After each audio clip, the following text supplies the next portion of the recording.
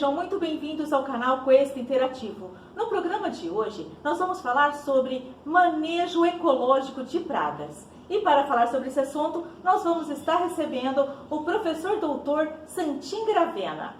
Eu quero pedir a você que ainda não se inscreveu no canal, que você se inscreva no canal, que você compartilhe esse vídeo com seus amigos de WhatsApp e também aí em suas redes sociais. Para nós é muito importante cada inscrito. Eu quero apresentar para vocês o professor doutor Santim Gravena. Ele é professor aposentado da Unesp do campus de Jaboticabal e também ele é consultor do grupo de consultores em citros da GECONSE. Professor Santim Gravena, seja muito bem-vindo ao canal Quest Interativo. Para nós é motivo de muita alegria e de muita honra poder estar te recebendo. Antes eu queria agradecer a oportunidade que a Quest Interativo está me oferecendo para falar sobre manejo ecológico de pragas. Professor Santim Gravena, nós sabemos que você é considerado o precursor do manejo ecológico de pragas. Conta para o canal o que é o manejo ecológico de pragas e também em que consiste e como foi despertada a ideia de iniciar esse tipo de manejo. Eu queria primeiro falar sobre o início do manejo integrado de pragas que se deu nos anos 40 do século passado na Califórnia. Na época se utilizavam inseticidas clorados e arsenicais, principalmente no controle de pragas de algodão e citros principalmente. E esses inseticidas causavam desequilíbrios violentos de pragas nessas culturas e chamavam a atenção da sociedade, a ponto de uma escritora, Rachel Carson, na época, escrever sobre no livro dela sobre a Primavera Silenciosa, se referindo ao sumiço dos inimigos naturais das pragas e animais silvestres dessas lavouras de citros, algodão, soja, soja não, na época ainda não tinha soja, e outras culturas, se referindo então a uma devastação em relação ao meio ambiente. E com isso, os pesquisadores da época começaram a estudar as causas disso, né? Por que os inimigos naturais estavam desaparecendo? E descobriram que existiam espécies que predavam e parasitavam as pragas e chamaram isso de controle biológico natural. Criaram uma disciplina nos cursos de agronomia e de biologia e daí passaram a estudar os efeitos desses inimigos naturais. E eu destaco no algodão um percevejinho chamado Geópolis, que eu considero como um representante dos inimigos naturais. Ele vivia no solo e subia na planta para predar ovos e lagartas recém-nascidas de ovos, e essas lagartas eram controladas naturalmente, mas com os inseticidas matavam as lagartas, mas os inimigos naturais também. E com isso se causou um retorno da praga alvo dos inseticidas, que se chamaram de o fenômeno de ressurgência da praga alvo, ou chamado também de pragas chaves, né, mais importantes. Daí, como consequência, começaram a surgir pragas secundárias, aí chamaram de surtos secundários. Depois surgiram problemas de resistência de ambas as pragas, tanto as pragas principais como as pragas secundárias. Com isso, esses desequilíbrios levaram aos pesquisadores a estudar então o controle biológico e a necessidade de integrar as duas técnicas de controle que existiam na época, que era o controle químico e o controle biológico natural. Daí, e depois o artificial, que era a importação de inimigos naturais de outros países e liberar na Califórnia, como o caso da joaninha Rhodolia cardinalis, que era um predador mais importante de uma das pragas que estava devastando a citricultura da época, que era a cochonilha Escherichia purchase. Bom, aí com a importação dessa joaninha, também houve a necessidade então maior de integrar o controle químico com o biológico. Aí a forma mais primária de integração era uma técnica chamada de seletividade, mas era difícil encontrar seletividade nos produtos que se dispunha na época, que eram os clorados e os acernicais. Depois surgiram os fosforados nos anos 50, mas também eram muito difíceis de encontrar seletividade. Em todo caso, se começou a estudar a seletividade dos produtos usuais na época. Bom, aí, juntando as duas técnicas, se deu o nome de controle integrado no início, depois evoluiu para manejo integrado, porque já se pensava em integrar mais outras técnicas, como, por exemplo, o controle cultural, que a gente chamou mais apropriadamente de manejo ambiental de pragas, no manejo integrado de pragas que a gente estava aqui no Brasil já pesquisando, adaptando as técnicas para nossas condições. Eu tive a oportunidade de lançar o manejo integrado de pragas de citros em Sergipe, em 77, do século passado, algodão em Goiânia, em 80, e tomate e café em 83 a 86 em Jaboticabal. E com isso, então, manejo integrado, no caso de citros, eu consegui montar planos pilotos em pomares dos proprietários no estado de São Paulo inteiro durante vários anos, até 87, como manejo integrado. Mas a palavra integração conotava que não tinha muito apego ecológico, né? E eu queria que a palavra integração, muios falavam, o manejo integrado é a junção de técnicas. Junção de técnicas é uma coisa muito fria. Não é apenas junção de técnicas. As técnicas têm que ser aplicadas conjuntamente, mas uma não atrapalhando a outra. Muitas vezes até uma melhorando a outra, né? E isso era muito difícil. Então, o manejo integrado, a palavra integração, eu achava que deveria ter um choque ecológico. E para isso, eu comecei a mudar de integrado para ecológico. Mesmo porque a palavra ecológica já era invocada no orgânico, pela Ana Maria Primavesi na época. E daí então eu comecei a divulgar o manejo ecológico de pragas, considerando que o foco maior deveria ser a ecologia e não apenas a integração de técnicas.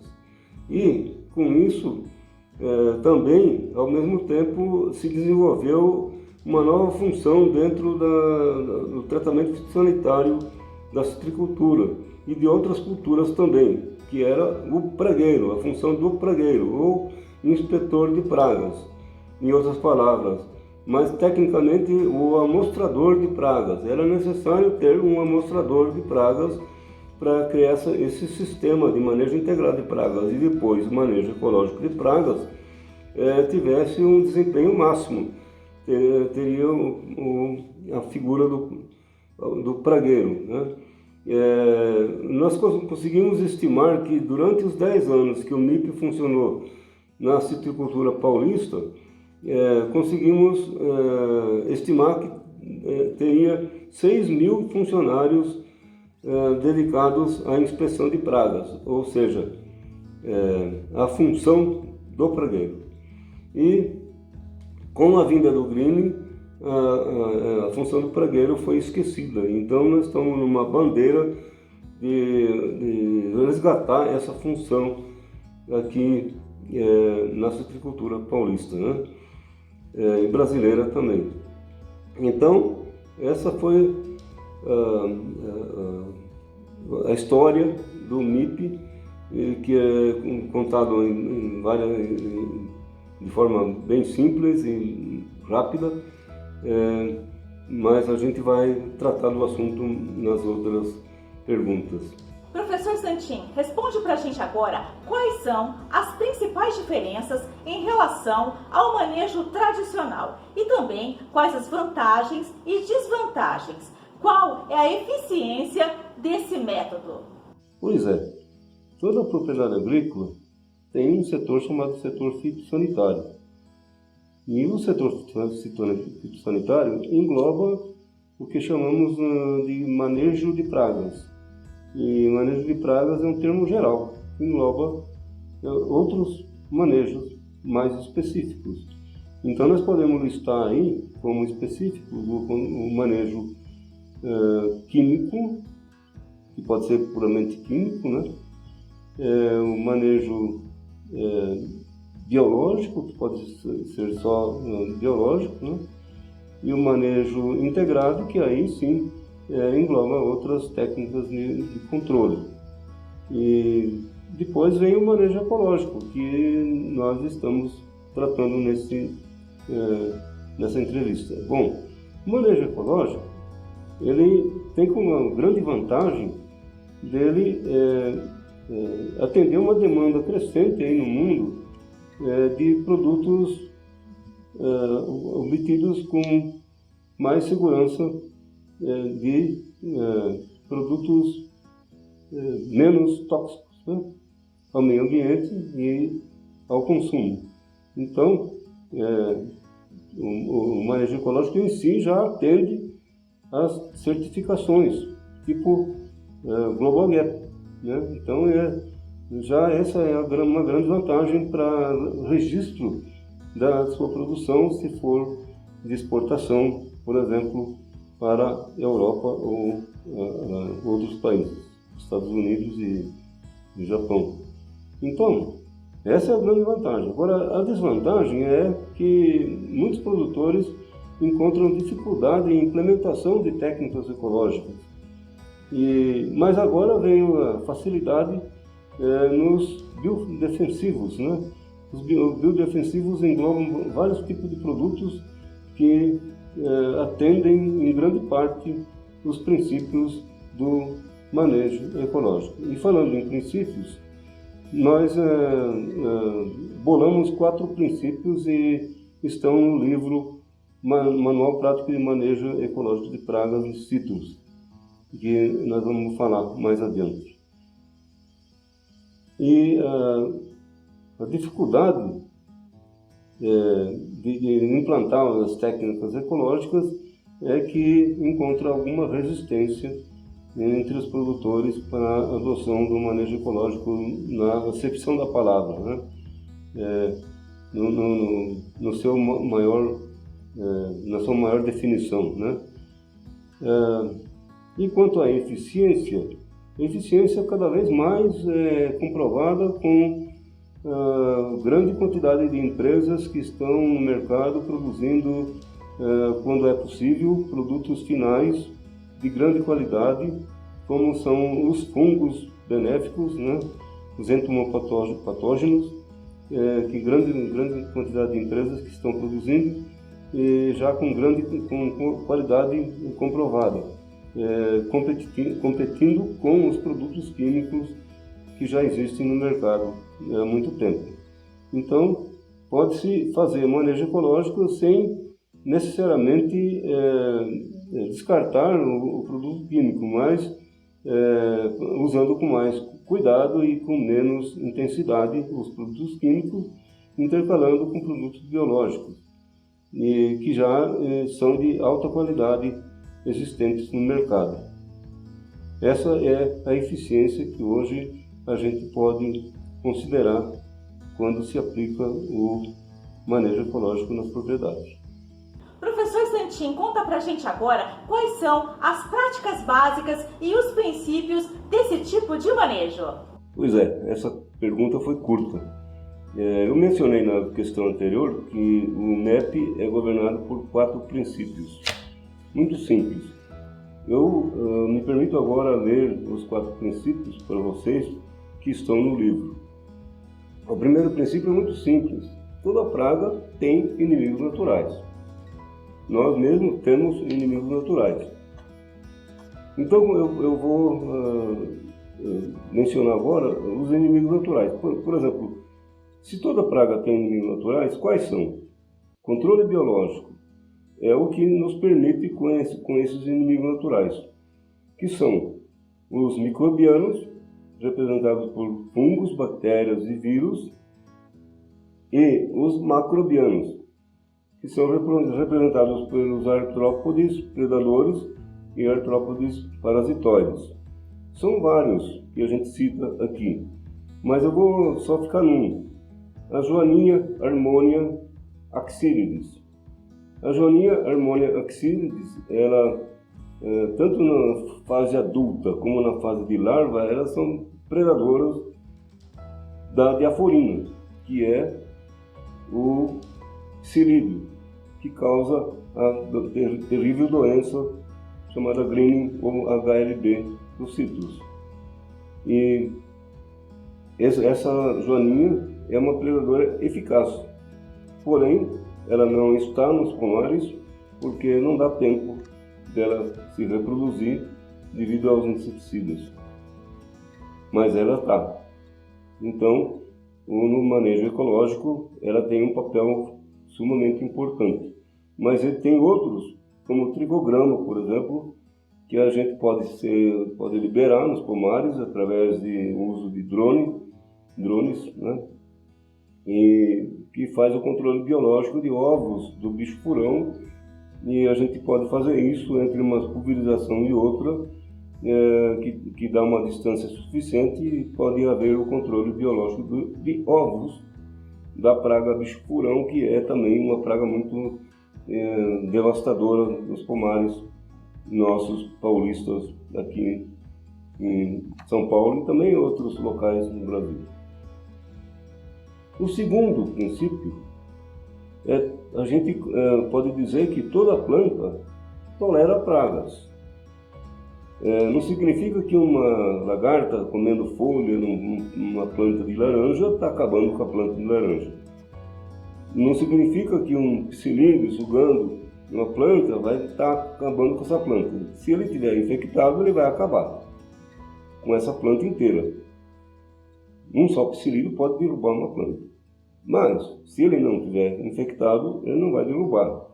Então, podemos sempre garantir que toda planta tolera pragas, em grau menor ou grau maior. No caso do psilídeo é um grau menor, muito menor. Nós temos uma janela muito curta para considerar esse princípio no caso do psilídeo. Mas o manejo ecológico permite que a gente possa trabalhar nesse sentido também para o psilídeo. Bom, mas aí, em outras pragas que ocorrem na citricultura, nós temos, esse princípio abre a condição da gente ter o pragueiro. O pragueiro é o inspetor de pragas, o pragueiro é o amostrador de pragas. Então, o que ocorre? Esse princípio abre a possibilidade de a gente ter a amostragem no pomar de cítricos. E a amostragem abre também a possibilidade do monitoramento. Eu faço uma diferença entre amostragem e monitoramento no manejo ecológico.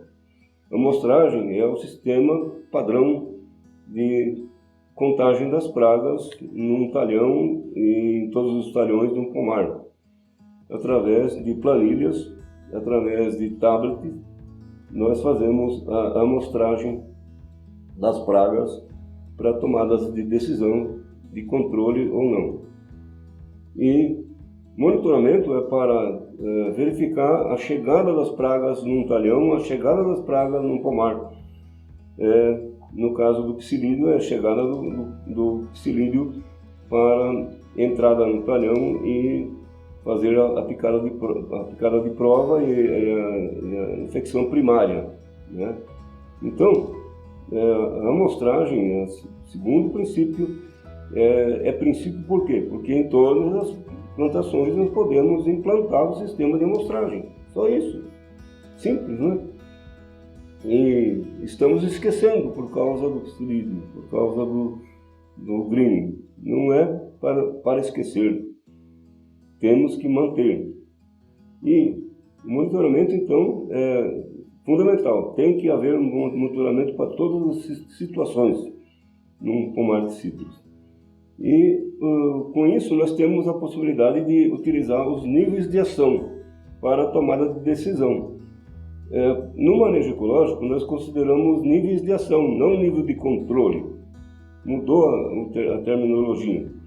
E por quê? Porque aí nós podemos também ter um nível de não ação. E isso está funcionando. Até um colega nosso do GECONSE, do grupo de consultores, o Ernesto Almeida, ele considera esse nível, sim, para ácaro da leprose. Se no seu talhão, no seu pomar, que ele dá consultoria, tiver um certo número de ácaros para certo número de ácaros predadores, ele não pulveriza, porque ele sabe que o ácaro predador vai garantir o controle do ácaro praga, que é o ácaro da leprose. Então, ele está funcionando. Por que não utilizar esse segundo princípio? Assim, vem o terceiro princípio. Todo defensivo químico pode ser seletivo.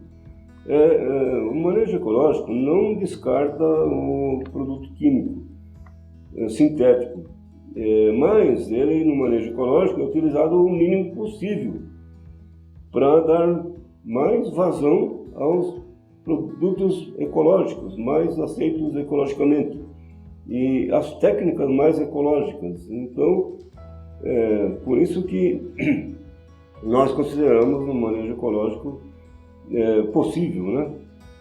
Para todas as situações. Se no caso for orgânico, então aí o manejo ecológico é puramente ecológico. Então não entra o produto sintético, né? Entra só produtos não sintéticos permitidos pelas certificadoras. Ok? Então esse é o terceiro princípio. A seletividade ela pode ser a seletividade fisiológica, que significa que tem produtos que, se eu pulverizar numa plantação em que tem a praga e o inimigo natural do lado da praga, e eu pulverizar e atingir ambos ao mesmo tempo, a praga vai morrer, mas o inimigo natural vai ser preservado. Então, nós temos a seletividade fisiológica, muito difícil de se obter em produto tradicional, produto que veio lá dos anos 40, anos 50 até os dias de hoje, que são produtos que matam 100% da praga. Dificilmente vai matar menos o inimigo natural. Mas entre os produtos tem alguns que são dessa forma. Os acaricidas, por exemplo, eles matam 100% as pragas e muito menos o inimigo natural, então desfavorecendo o equilíbrio para o inimigo natural. Então, não causando desequilíbrios violentos, né? Então, esse é o terceiro princípio. E a seletividade ainda pode ser ecológica. O que é a seletividade ecológica?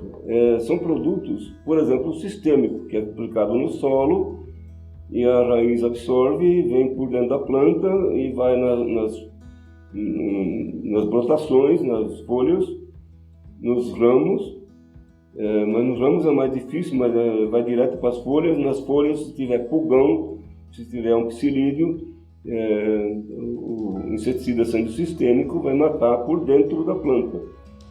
Se tiver uma joaninha ao lado do psilídeo, não vai morrer porque a joaninha não é sugadora, o psilídeo é sugador. Então o psilídeo morre, a joaninha não morre. Então é o inseticida seletivo ideal, o sistêmico. Mas nós temos poucas opções e não podemos utilizar muitas vezes no ano, tem que usar uma vez só, para não haver resistência. Esse é o terceiro princípio. E ainda podemos aplicar produtos alternadamente, parcialmente, rua sim, rua não, planta sim, planta não, mas aí é mais difícil também, mas porém é uma possibilidade também, né? E assim por diante. Esse princípio eu qualifico como dependendo muito da criatividade do produtor e do seu consultor. Precisa muito pensamento positivo para aplicar esse princípio da seletividade, ou seja, todo defensivo químico pode ser seletivo. E aí vem o quarto princípio, que entre os quatro princípios, o primeiro e o quarto são os mais importantes para o manejo ecológico, que o primeiro, o controle biológico, e o quarto, o manejo ambiental. O quarto, hoje em dia nós temos um reforço fundamental, que é o manejo fisiológico do greening, preconizado pelo colega Camilo, da Complan, e que vem como um reforço fundamental. Assim, nós temos no manejo ecológico agora um parceiro que vem auxiliar a aplicação dos princípios do manejo ecológico de pragas. Mas esse princípio não veio sozinho, ele veio já nos anos 40, pensando no efeito nutricional sobre as pragas, né? E nós temos, por exemplo, fatos que levam a acreditar que a aplicação de fertilizantes leva a controle de pragas efetivos. Por exemplo, quando se utilizava muito nitrogênio para aumentar a produtividade, na verdade ia reduzir a produtividade, porque facilitava o ataque de algumas pragas, como por exemplo pulgões, né? E no caso também mosca branca e outras pragas, ácaro branco, por exemplo. Nós tivemos casos muito típicos, né, de redução de adubação nitrogenada, levando ao controle efetivo, natural, sem precisar fazer nada, de populações de ácaro branco. Então, esse é o quarto princípio, manejo ambiental, que é representado principalmente pela tal cobertura verde no meio do pomar. Nos anos 80, anos 70, nós tínhamos uma bandeira, tirar a grade do pomar e substituir com cobertura verde. E a cobertura verde tem espécies de plantas mais favoráveis e menos favoráveis a melhorar o controle biológico dentro do pomar. E com isso nós tivemos também muitas pesquisas mostrando algumas espécies, como o Ageratum conizoides, né? Uma espécie de planta daninha que na verdade não é daninha, é benéfica, porque atrai muito ácaro predador para o pomar, que passa para a planta de citros e efetuava o controle biológico. Isso veio da China e tivemos a oportunidade de ver pessoalmente lá nos anos 80. E o Ageratum conizoides que é também popularmente conhecido como mentrasto aqui. Lá na China eles plantavam essa erva daninha no meio do pomar para atrair ácaros predadores, para fazer o controle biológico da praga. E assim, com o quarto princípio, também é outro princípio de muita criatividade para o manejo ecológico de pragas. Por quê? Porque cada vez mais vamos descobrindo táticas ecológicas que incluem no manejo ambiental. Mexer com o ambiente, mexer com as peças ambientais, ecológicas, para que o controle ecológico da praga seja efetivo, evitando aplicar inseticidas em grande quantidade no restante. Então, assim é que se caracteriza o manejo ecológico de pragas em lugar do manejo integrado, porque vem um apego maior para técnicas ecológicas, no lugar do manejo integrado, que muitas vezes é considerado apenas uma junção de técnicas e não uma junção de técnicas harmônicas com o meio ambiente. Doutor Santinho, nós gostaríamos de saber agora como evoluiu no tempo o desenvolvimento desse sistema de manejo. Como é feito hoje esse manejo, como são usados os predadores e parasitas de pragas para fins de controle. E nós gostaríamos aí que você citasse alguns exemplos. Pois é, evoluiu nos desafios. O maior desafio foi enfrentar os chamados calendários de aplicação, as pulverizações em calendário, para evitar o greening. Como? Matando o psilídeo. E eu sempre falei que a solução vai estar quando se encontrar um produto que funcione contra a bactéria. Aí sim, podemos deixar de perseguir o psilídeo. Mas enquanto isso, é claro que para manter a produtividade da citricultura como está hoje, líder no mundo na produção de suco concentrado e exportação, nós temos que lançar mão dos inseticidas. Porém, o uso de calendários de pulverização funciona no primeiro instante, mas causa muitos problemas, como desequilíbrios e resistência das pragas, das outras pragas. Então, a nossa sugestão é utilizar o sistema de dois manejos. O manejo do psilídeo através de calendários, claro, mas não esquecer do manejo ecológico das outras pragas. As outras pragas que são também importantes, não tão importantes quanto o psilídeo no momento, mas no outro momento se torna bastante importante porque causa muitos desequilíbrios e com desequilíbrio muita perda de produção também, como o ácaro da leprose, que todo mundo sabe, é talvez a segunda praga mais importante no grupo dos artrópodes. Então, o primeiro é o psilídeo, o segundo é o ácaro da leprose, o terceiro talvez o bicho-purão e assim por diante, né? Varia conforme a região. Portanto, a questão dos calendários é muito séria.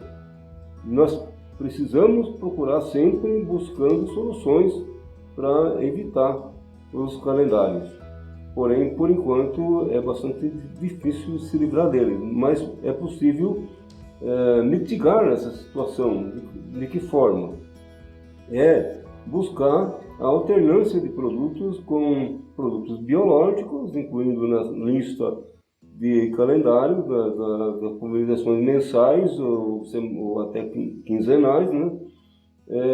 O problema é que não tem tanta opção assim no mercado de produtos para fazer a alternância de grupos químicos para evitar a resistência.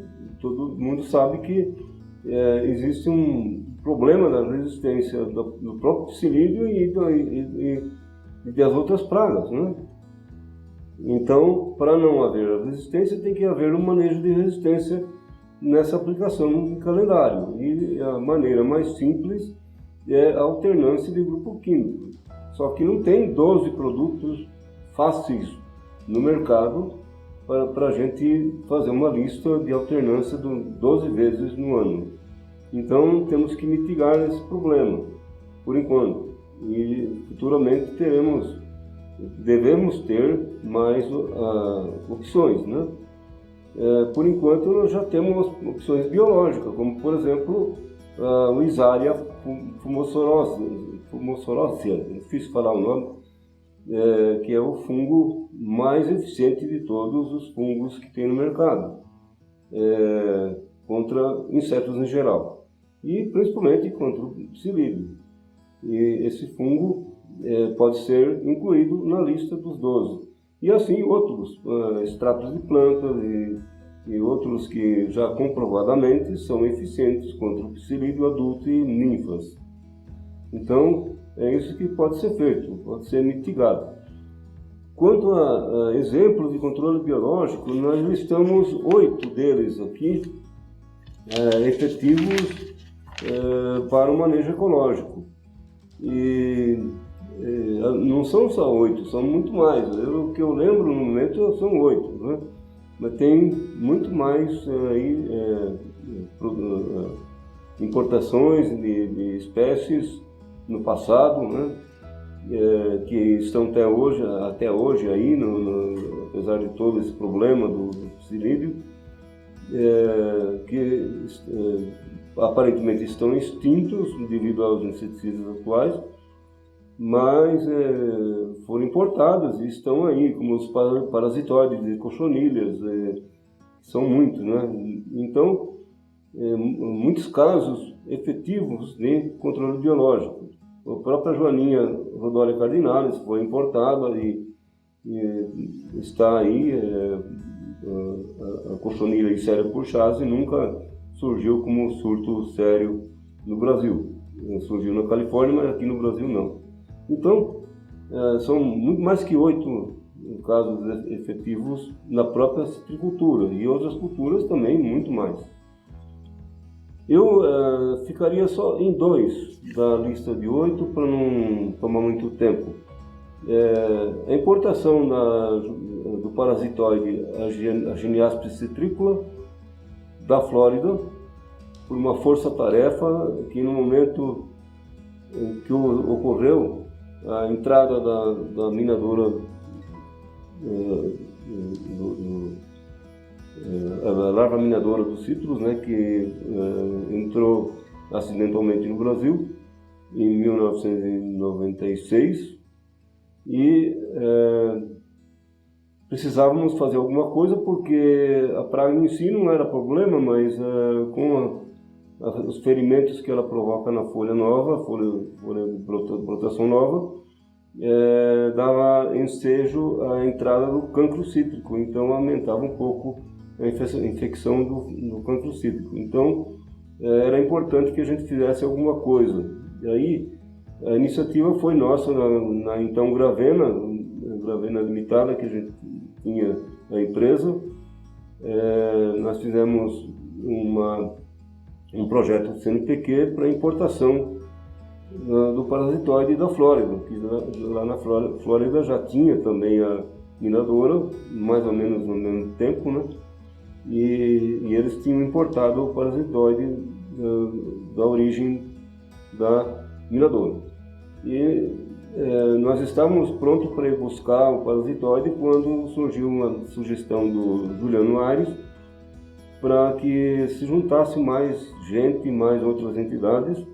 Aí se juntou outras entidades conosco, o próprio Fundecitrus, a Embrapa de Jaguariúna, Meio Ambiente, e também a Exalc, através do professor Parra, e nós fomos então em 4 entidades para a Flórida e importamos o parasitoide Ageniaspis citricula. Foi um sucesso total, completo, e ainda não tínhamos o greening.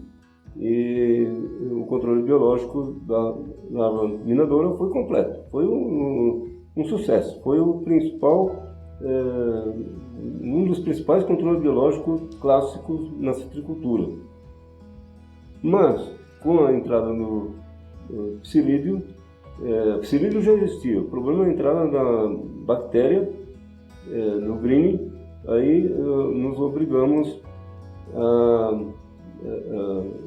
enfrentar o efeito dos inseticidas sobre a eficiência do parasitóide. O parasitóide até que sobreviveu bem, porque ele tem uma fase que ele fica envolto a uma dobra da folha, a fase de pupa, e os inseticidas não atingem ele na fase de pupa. E assim, então, ele se preserva numa taxa que eu poderia estimar em 20%, né? Em 20% da população fica sempre viva, né? No pomar.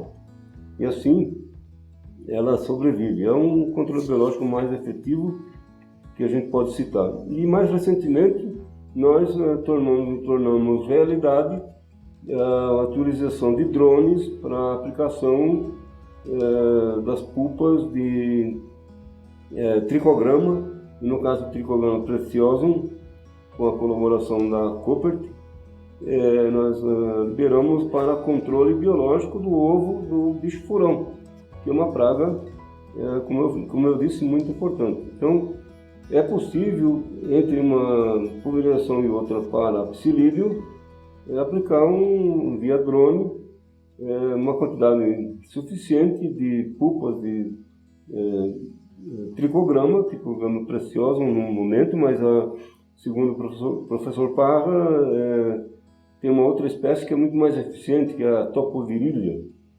Então é um setor que está desenvolvendo e nós podemos agora intensificar. No momento, por exemplo, a Fazenda São Geraldo do Geraldo Killer está aplicando intensivamente a pulpa do tricograma para controle biológico do bicho-furão, e assim ele tem um valor agregado no momento é consumo interno, mas ele já exportou para a Europa e outros países e vai voltar a exportar esse ano tangerina sem sementes com controle biológico do bicho-furão. E então é esse que a gente pode citar como exemplo. Dr. Santin, nós gostaríamos de saber agora como tem sido a adoção da tecnologia na prática pelos produtores. Como tem chegado a eles essas inovações tecnológicas gradualmente inseridas no pacote tecnológico?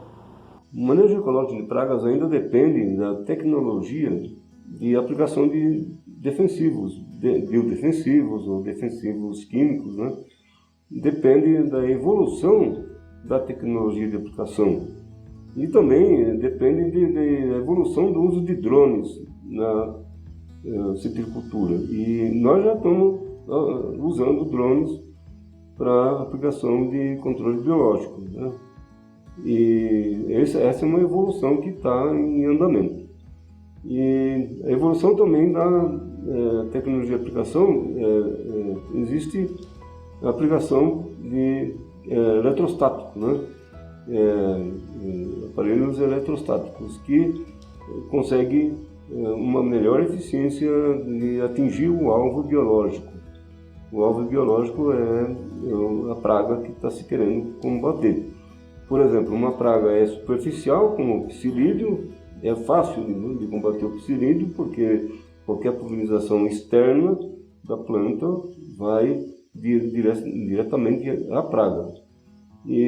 Mas existe praga que ela fica no meio da copa, como a ácaro da leprose, que o alvo biológico é um ácaro, que é muito difícil de ser atingido. Existem cochonilhas que vivem na face inferior da folha e nas ramos mais baixos, próximo do solo. Também aí as tecnologias atuais não conseguem atingir. Pode-se colocar folhas sensíveis nesses locais se pensa que atingiu tudo pela folha, pela sensibilidade, porém atingir lá embaixo da folha, embaixo da superfície inferior da folha, é difícil. Então precisa evoluir nessa tecnologia de aplicação e também na quimigração. A aplicação por quimigração também precisa evoluir.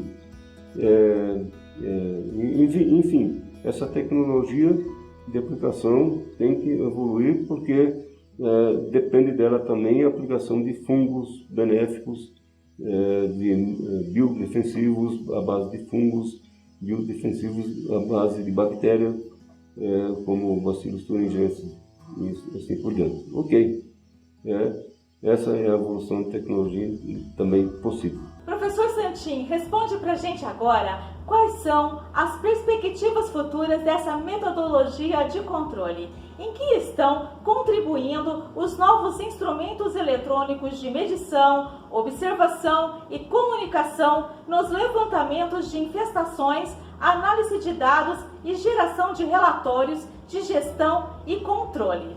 Com perspectivas futuras, a gente vê com bons olhos na agricultura de precisão os levantamentos eletrônicos de dados em geral, mas em especial pragas, e de pragas a gente tem também esperança de que levantamento de pragas via fotografia, via contraste de cor, contraste de calor, mas esses contrastes são possíveis, a meu ver, contraste de planta normal com planta danificada pela praga ou doença, né? Mas a gente precisa, no manejo ecológico de pragas, muitas vezes, minúcias de uma praga. Por exemplo, eu posso citar dois exemplos. Uma vez eu tive que incluir na planilha de inspeção o levantamento de presença de ovos nas colônias de ácaro da ferrugem. Por quê? Porque os acaricidas não atingem os ovos. E para não ter que repetir a pulverização para atingir os ácaros que vão nascer dos ovos, nós precisávamos um acaricida que atingisse os ovos ao mesmo tempo. Então, para isso serve um inspetor de pragas. Ele mostra se tem ovos ou não presentes naquele momento, naquela semana de inspeção. E um outro exemplo foi que eu tive que incluir a coluna de ovos para o bicho furão. Por quê? Porque o bicho furão tem o controle biológico que a gente já citou nessa conversa, sobre a liberação de tricograma com um drone, né? E o que é necessário nesse caso é verificar se ao mesmo tempo tem ovos presentes nas frutas ou não. E para isso o inspetor de pragas traz na planilha de inspeção a presença de ovos em frutas, porque o bicho furão é um lepidóptero, ele bota ovo isolados em frutas verdes muito antecipadamente, e o inspetor de praga vai vendo se o monitoramento das armadilhas está sincronizado com a presença de ovos. Se os adultos que vão caindo nas armadilhas estão botando ovos ao mesmo tempo. E com a possibilidade então de liberar tricograma para fazer o controle biológico desses ovos. É uma maneira de atingir melhor o controle biológico desses ovos. E assim, é uma tecnologia que não pode ser feita por uma tecnologia de georreferenciamento por aparelhos, né? A presença desses ovos. E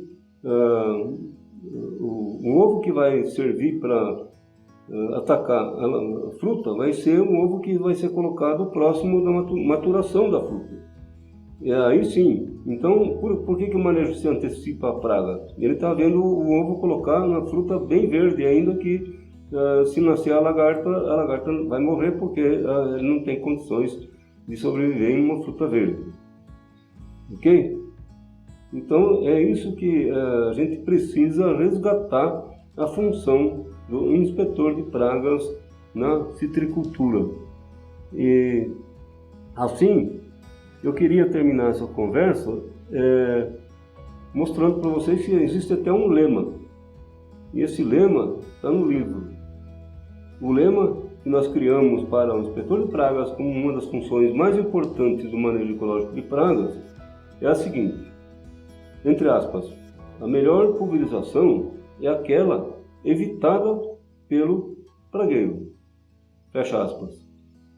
Então, se o pragueiro traz na planilha que não tem praga nenhuma naquele talhão, não podemos pulverizar nada, não temos que pulverizar nada, porque não tem a praga naquele talhão. Então, o que o produtor está ganhando? Está ganhando economicamente a pulverização que não vai ser feita. E ecologicamente a pulverização que não vai afetar o meio ambiente. E assim por diante, quer dizer, as vantagens que tem. Vai ter uma vantagem na rastreabilidade futura, que parece que está cada vez mais necessário a rastreabilidade. Vamos supor, eu estou com um celular num supermercado lá na Europa, eu quero ver no meu celular com o código de rastreabilidade. Eu coloco o celular no selo, eu vejo da onde foi aquela banana ou aquela laranja, aquela fruta foi produzida na América do Sul. No caso do Brasil, em que pomar que foi produzido, em que talhão daquele pomar que foi produzido, e aquele talhão, que quais inseticidas foram aplicados naquele talhão.